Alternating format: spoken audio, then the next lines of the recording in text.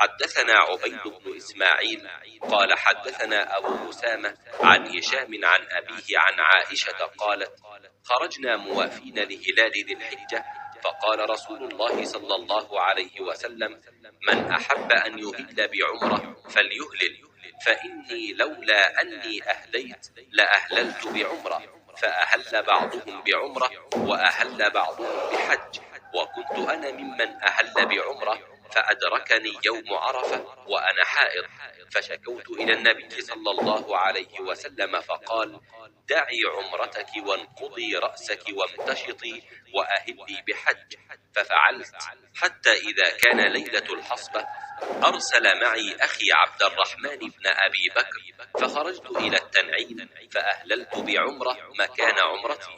قال هشام ولم يكن في شيء من ذلك هدي ولا صوم ولا صدقة.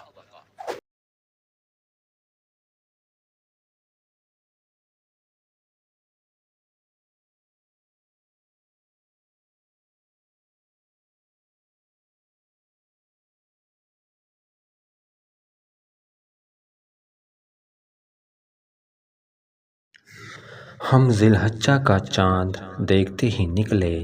رسول اللہ صلی اللہ علیہ وآلہ وسلم نے فرمایا کہ جس کا دل چاہے تو اسے عمرہ کا احرام باندھ لینا چاہیے، کیونکہ اگر میں ہدی ساتھ نہ لاتا تو میں بھی عمرہ کا احرام باندھتا۔ اس پر بعض صحابہ نے عمرہ کا احرام باندھا اور بعض نے حج کا۔ میں بھی ان لوگوں میں سے تھی جنہوں نے عمرہ کا احرام باندھا تھا، مگر عرفہ کا دن آ گیا اور میں حیض کی حالت میں تھی۔ میں نے نبی کریم صلی اللہ علیہ وآلہ وسلم سے اس کے متعلق شکایت کی تو آپ صلی اللہ علیہ وآلہ وسلم نے فرمایا کہ عمرہ چھوڑ اور اپنا سر کھول اور کنگھا کر اور حج کا احرام باندھ لے۔